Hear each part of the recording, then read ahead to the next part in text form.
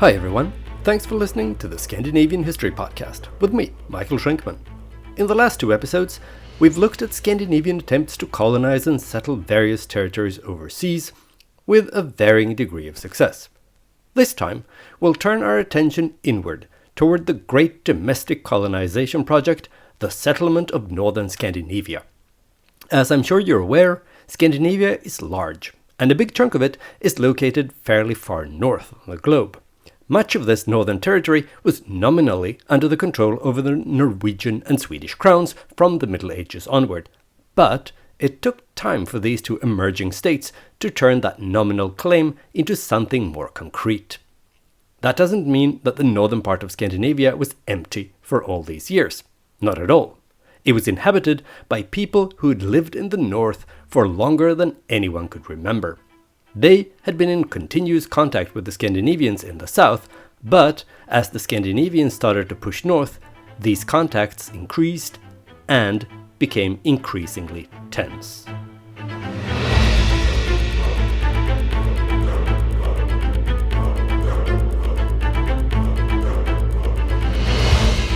Episode 109, The Sami.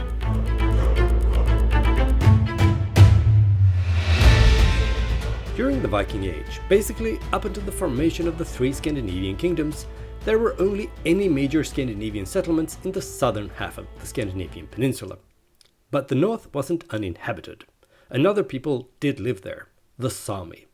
They had a distinct nomadic culture and spoke a distinct language, or a number of related languages. Unlike the Scandinavians, who had arrived from the south, the Sami had reached Scandinavia from the east. Oh, and they didn't call the area where they lived northern Scandinavia either. To them, it was known as Sapmi, and today that term covers northern Norway, Sweden and Finland, as well as the Kola Peninsula in Russia. If you've never heard of the Sami before, that may be because you know them under the name the Scandinavians gave them, namely Lapps, calling the land they inhabited Lapland. Today, Lapps or Laplanders is considered to be offensive, or at the very least, an alien description, and the Sami themselves prefer to be called Sami. The northernmost provinces of Sweden and Finland are still called Lapland, though.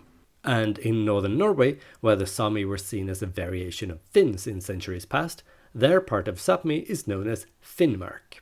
The Norwegians are actually in good company in this regard. Already the ancient Roman historian Tacitus mentions the Fenni people in his descriptions of northern Europe. Other ancient Roman and Greek authors also talk about the Fenni, and that's what the Sami are called in the Icelandic sagas as well.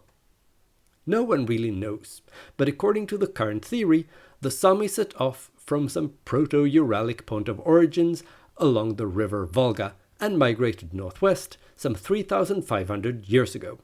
They moved along the rivers, and after about 500 years, they had reached the so-called Finnish Lakeland. That's the bit of southeastern Finland that's more blue than green if you look at it on a map. Scholars assume that the Sami encountered a population that already lived in the area, but they were either driven off or assimilated into the Sami newcomers. But linguists still claim to be able to trace their existence in a pre-Finnic Paleo-Laplandic substrate in the Sami languages. And who am I to argue with linguists, right? Anyway, the Sami moved even further north, and as they settled all over northern Scandinavia, their language also fragmented into a number of dialects. The Sami population that didn't bother to continue north into what's today considered Sapmi, but instead stayed behind in southern Finland, eventually mixed with Finnish and Swedish populations and lost their distinctiveness. But, and here the linguists come in handy yet again, we can still see influences in a number of geographical names in southern Finland, such as Aurajoki, which apparently comes from the Sami name for Squirrel River. It's not entirely clear how far south the Scandinavian peninsula the Sami managed to migrate once they had circumvented the Gulf of Bothnia. In the late 19th century, the Norwegian historian Ingvar Nielsen was given the task to establish how far south in Norway there had been a Sami population before the establishment of the Kingdom of Norway. It was important to the local authorities because the issue of Sami land rights hinged on how far south they had settled. We'll get back to this burning question later in this episode. Nielsen concluded that the traditional area of settlement of the Sami in Norway hadn't reached further than Lierne, just north of Trondheim. Only after the year 1500 had they started to push even further south.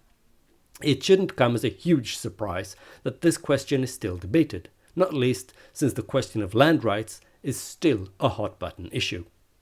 Wherever they lived, the Sami were never much into agriculture. That was probably just as well, since Sápmi isn't exactly well suited for growing crops.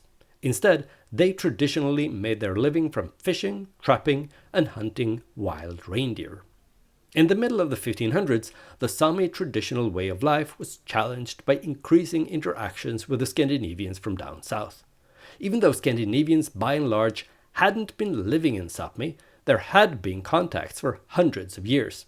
The so-called beer carls, a small group of merchants, had enjoyed a monopoly on trade with the Sami, and at the same time they had the right to tax them on behalf of the Swedish crown as early as the 1270s. They traveled all the way to the Norwegian coast, collecting taxes from the Sami. It was on the basis of their journeys that the Swedish crown tried to claim sovereignty over the Arctic coast in what's today northern Norway. The beer carls would travel north during the winter months, when the Sami were gathered at their seasonal winter encampments. That was a convenient time both for trade and taxation. The beer carls divided Sápmi between them in trading districts, following the great rivers of northern Scandinavia. The most valuable were the districts along the Kemi and Torne rivers in northern Finland. The others were centered on the Lule, Pite, and Ume rivers in northern Sweden. Eventually, certain places became the fixed locations for central markets in each of these districts, where the Sami met to trade and to pay taxes in the winter. These markets later developed into small towns, such as Jukkasjärvi, Jokkmokk, Arvidsjaur, and Lycksele. Over time, the beer carls held quite a lot of power over the Sami population, but in 1553, Gustav Vasa decided that the age of freelance taxmen was over.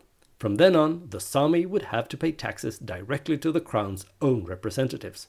Gustav Vasa's son, Karl IX, continued this trend, limiting the trading privileges of the beer carls until their power was broken, and the Sami became free to sell their goods to anyone they wanted. But the removal of the power of the beer carls was a mixed blessing for the Sami, because the pressure of the crown grew steadily. Not only Sweden, but also Russia and Denmark, which controlled Norway by now, showed an increasing interest in the traditional lands of the Sami, and the economical and political benefits of controlling Sápmi. All three states sent representatives to collect taxes throughout the region, something that put pressure on the Sami and caused increasing tensions between the three states. We've already touched upon how the taxation of the Sami and the Swedish claims to the Arctic coast were factors behind the Kalmar War back in episode 84. The war ended in Swedish defeat, and the Swedes had to give up the right to tax the Sami along the important Arctic coast. In the year 1602, Karl IX made further changes to the taxation of the Sami he still had power over, a change that had great consequences for the Sami way of life. Up until that point, the Sami had primarily paid their taxes in the form of furs. These furs were very valuable and highly sought after on the European markets, and the crown could sell them for a hefty profit. But there was one problem. It was a rather cumbersome and time-consuming process to get the furs from the northernmost parts of Scandinavia to these markets. And, as you may remember, in the 1600s, Sweden was involved in a lot of wars, and the army had pressing immediate needs.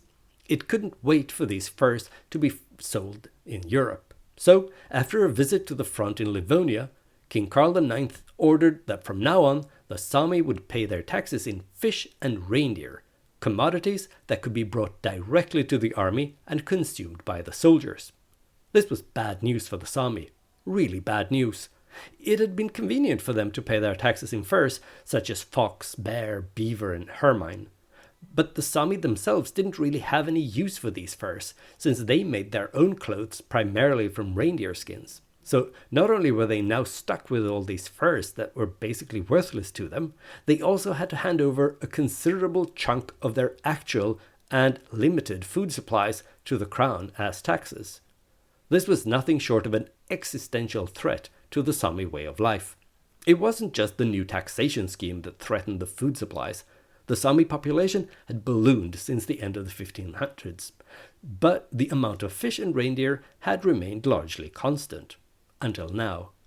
But in the first decades of the 1600s, overfishing and overhunting started to deplete the supply of fish and wild reindeer. The Sami understood that the situation was untenable. Some even ran away, moving further north to evade paying the unsustainable taxes. Those who stayed petitioned to have the old tax system reinstated so they'd be able to pay in furs, to no avail. As a response to this crisis, reindeer husbandry took off. It wasn't a completely new phenomenon, but as late as the early 1600s, there were only a handful of Sami who owned domesticated reindeer. A century later, a majority of the tax-paying Sami owned their own flocks of reindeer. The owners would follow their flocks between their pastures, spending the summers in the mountains and the winters in the lowlands. The reindeer were used not only for their meat and their skins, but also for their milk. The size of a flock could vary greatly, but the general trend was that they expanded rapidly. The Sami were supposed to pay every 20th reindeer to the crown in tax, and in 1601 the Sami in the Lula River district handed over 60 animals to the tax collectors. Already 10 years later, that number had doubled. Even the crown owned reindeer, which were used for transportation in the vast roadless northern territories. Karl IX actually had plans to establish permanent colonies of Sami who would tend the reindeer belonging to the crown, but nothing came of it before he died, and his son, Gustavus Adolphus, was far too interested in fighting Catholics on the continent to really care about any colonization projects in the frozen northern edge of his kingdom. By the middle of the 1700s, so at about the same time as the pious and socially awkward Christian VI drew his last breath at the brand new Christiansborg Castle in Copenhagen, the Sami were integrated into the political and financial systems of both Sweden and Denmark-Norway. Nonetheless, they were still largely autonomous, left to their own devices in their own part of the world. But also in this regard, things were changing. Slowly but steadily, Scandinavian settlements crept northward and started to encroach on territory that had traditionally been Sami land. As far back as the written records in Scandinavia go, the history of the Sami seems to have been one of retreat as the Scandinavian farmer population moved in. We have no indications of this being an overtly violent process, but at the very least, the Sami who didn't move out of the way when the Norwegians, Swedes and Finns expanded northward assimilated and lost their cultural distinction. In Norway, the Scandinavian population gradually moved north along the coast in the Middle Ages, settling to engage in fishing. But the Norwegians showed little or no interest in the interior, where the climate was colder and the land useless for agriculture. So there, the Sami could live relatively undisturbed, if you don't count the annual visit from the taxman, of course. The two communities, Norwegian and Sami, lived in relative proximity to each other, but without much contact beyond trading. It wasn't until the end of the 19th century that the Norwegian population had grown enough to start to encroach on the land where the Sami lived. And the Sami were still in the majority in Finnmark, the northernmost region of Norway, until as recently as 100 years ago. The Sami living under the Swedish crown felt the presence of a settler migration far earlier than that. Gustav Vasa had recognized that the Sami had the rights to certain land, and this land became their tax land, meaning the land they had to pay tax for. Traditionally, the Sami considered this land to belong to them, and they had enjoyed the exclusive right to their tax lands. But when the Swedish colonization took off, this right was undermined. Through a series of regulations, the crown tried to stimulate agriculture. So, settlers in Sápmi were exempt from taxes for 15 years and from military service for life. The crown also allowed settlers to live on Sami tax land without the Sami taxpayer being able to object. The crown justified this by stating that it was crown land that the Sami only had the right to use, but their claim to own it was now explicitly rejected. Still, a compromise of sorts, known as the so-called parallel principle, guided the settlement of Sápmi. The principle was actually the idea of a man of Sami descent. His name was John Gran, and after studying law at Uppsala University, he made a career as a judge at the Svea Court of Appeal, and in 1652 he was appointed governor in the north of Sweden. In this role, he was tasked with increasing the colonization of the province he governed, but at the same time he wanted to safeguard the traditional rights of the Sami people as much as possible. That's why he developed the parallel principle, which meant that the settlers and the Sami used the same land but in different ways and for different things, and could therefore coexist in the same area without disturbing each other. It was a good principle, and it worked relatively well in many places, but not in Finland. In Finland, then still part of Sweden, the settlers moving north still used the slash and burn technique that we talked about in one of the very first episodes of the podcast. In case you don't remember, that's when you cut down the trees in a part of the forest and then set all the wood and debris on fire. Then you grow your crops in the ashes for a few seasons until it's been depleted, by which time you move on. This technique completely destroys the special kind of lichen that reindeer eat, effectively destroying the possibility of reindeer husbandry in the area. That way, the Sami were slowly squeezed out of all the land south of the Kemi River. Unlike Norway and Finland, the colonization of northern Sweden didn't progress evenly from south to north. Instead, it was based on which rivers were navigable.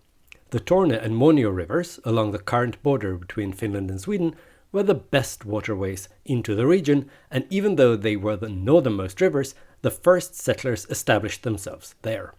The Lule River, further south, was also suitable from this perspective, but the Kalix River, between the Lule and Torne rivers, was difficult to navigate due to rapids, so the Swedish settlers avoided it. The same goes for the Pite River to the south. Its valley was left untouched by colonization until the 1770s. Still, the Sami saw the trend and weren't happy about it, but they couldn't do much to stop the increased settlement of farming Swedes. They did, however, jealously guard their rights to use the land for reindeer husbandry, and if a Swedish family settled too close to a lake with good fishing opportunities, this almost always led to conflicts with the Sami, who weren't willing to share the fish with the newcomers, since selling fish was an important source of income and a way to pay taxes. With the ever-growing number of settlers, the parallel principle came under increased pressure. The complaints against the roaming reindeer multiplied, and it led to a ban on the Sami bringing their flocks to certain areas with a high concentration of settlements. These areas became larger and larger as the influx of settlers continued, further limiting the freedom of movement for the Sami and their flocks of reindeer. But the Sami weren't completely without recourse. Swedish authorities did recognize that the Sami had certain rights due to the fact that they were the original inhabitants of northern Scandinavia.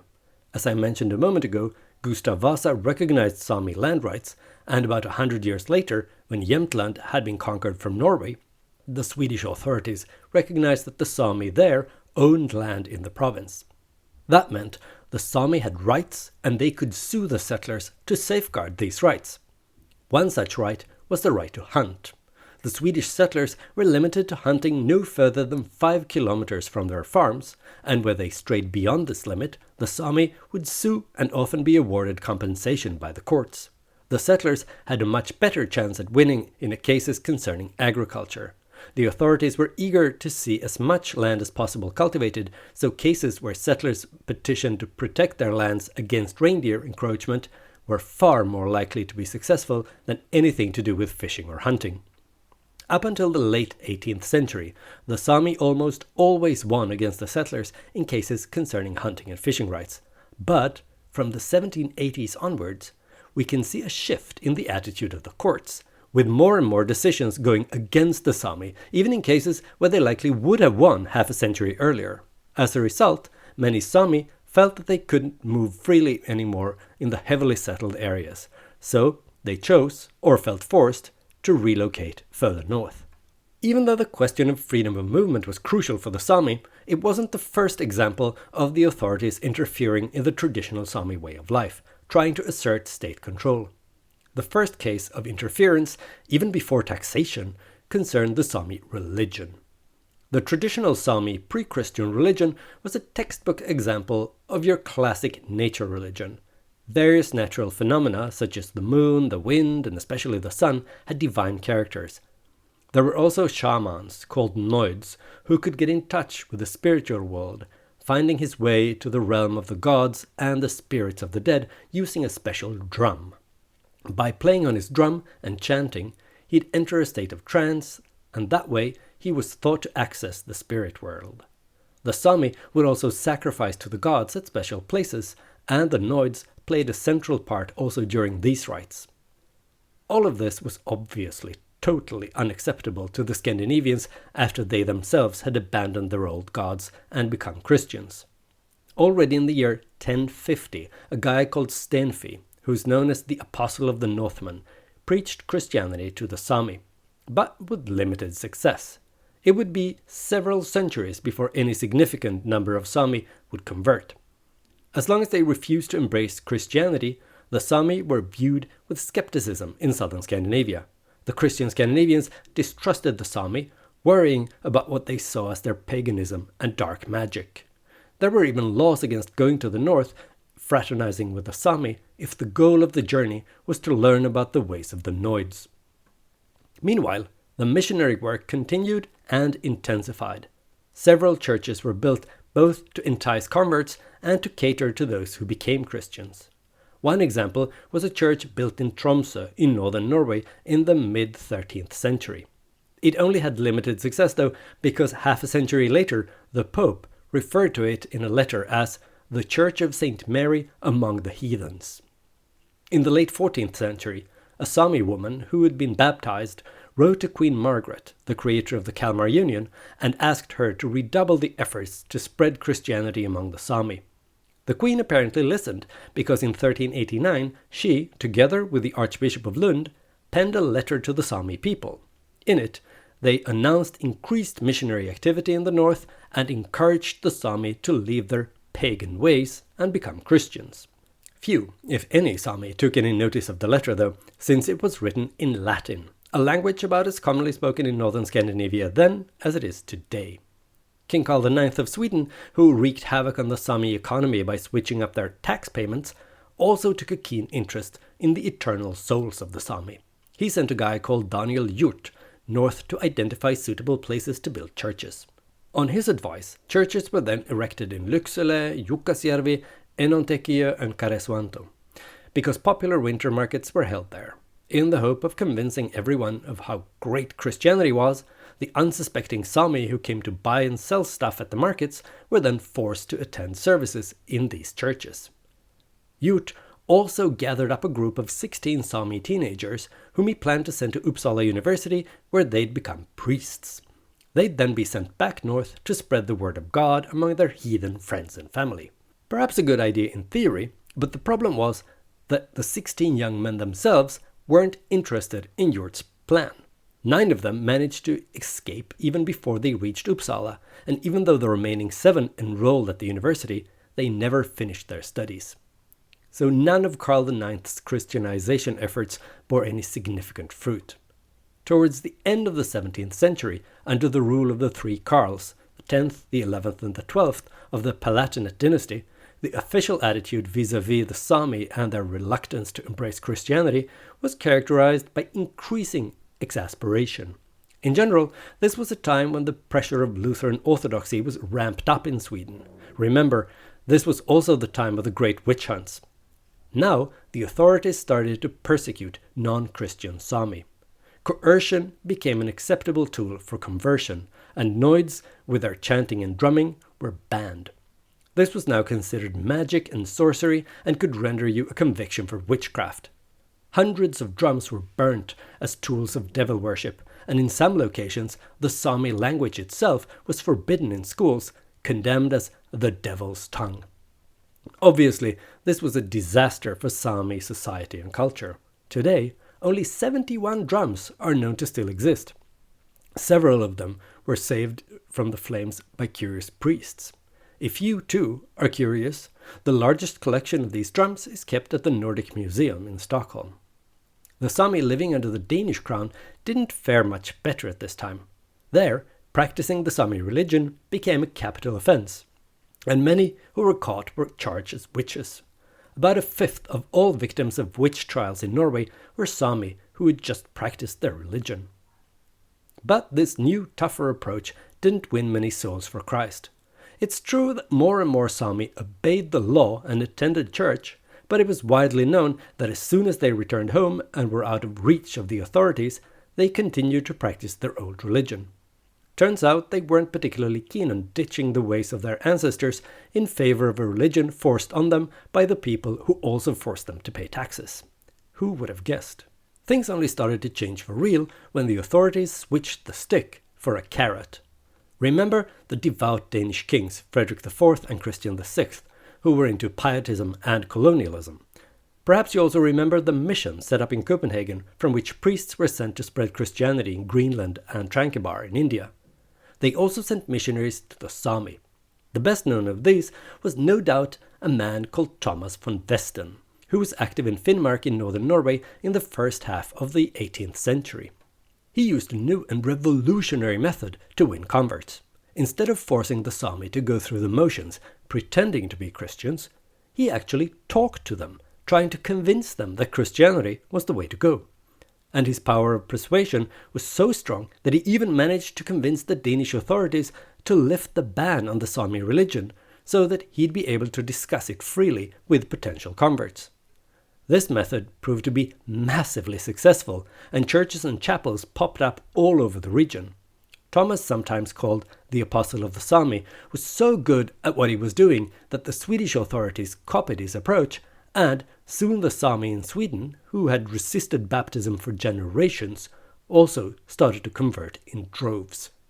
By the 1770s, the Sami were considered fully Christianized, even though the missionary efforts were kept up for another 100 years or so, just in case. Unfortunately for the Sami, the authorities weren't only interested in controlling their minds and beliefs. They made some attempts to control their bodies as well. In the 1630s, Swedish authorities imposed unpaid forced labor on the Sami communities living close to the Nasa mountain on the border to Norway. The reason was that a Sami man by the name of Peder Olofsson had discovered silver there, and for obvious reasons, the crown was extremely interested in mining it. Silver was needed not only to pay to get the fortress at Elfsborg back from the Danes, but also to pay for all the wars on the continent that Sweden was involved in during the mid-17th century.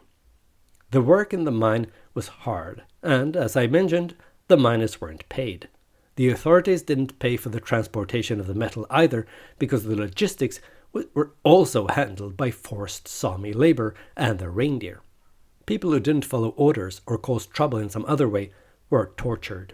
One eyewitness account describes how in one instance the overseers had 2 holes cut up in the ice on a lake, then tied a troublesome Sami man to a rope that they pulled from one hole to the other in the water under the ice until the man swore to obey their orders in the future. This forced labor wasn't for life, if you survived, but the problems for the survivors didn't end with their release. Many of the former miners had lost everything and were reduced to begging once they were let out of the mine. Seeing the fate that awaited those who were forced to go down the mines, many Sami in the area chose to pull up the stakes and move away from the authorities before they could catch them. In 1659, during Karl X Gustav's Second Danish War, the one where he tried to wipe Denmark off the map, one Sami man who had escaped forced labor at the silver mine guided a Norwegian force there. The Norwegian soldiers set fire to the mine and destroyed it so thoroughly that the Swedes deemed that it wasn't worth resuming the mining again after the war. But that wasn't the only example of mining in northern Sweden where the local Sami population was exploited as forced labor. It happened again close to the Kaitum Sami village at the end of the 17th century. As a result, the village basically ceased to exist. Before the mine opened, there had been 30 to 40 Sami in Kaitum who had to pay taxes.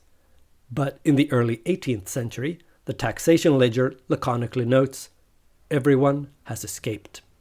We'll have reason to revisit the Sami people and their interactions with the authorities in future episodes. But next time, we'll see what was going on further south. We'll see what the Swedes were up to after their empire had collapsed and they'd been freed from royal absolutism. I hope you enjoyed this episode of the Scandinavian History Podcast. If you did, please consider leaving a stellar review, or at least 5 stars, on Apple Podcasts or Spotify. This is an excellent way to attract new listeners and to support the show. If you crave more content related to Scandinavian history, I recommend you look up the show on social media. For instance, you can go to facebook.com/Scandinavian History Podcast. Via the Facebook page, you can also send me questions or angry messages about things I've said or not said on the show. If you prefer the social media platform formerly known as Twitter, you can follow me and send me messages at Schenkman. That's SHAINKMAN. I look forward to hearing from you.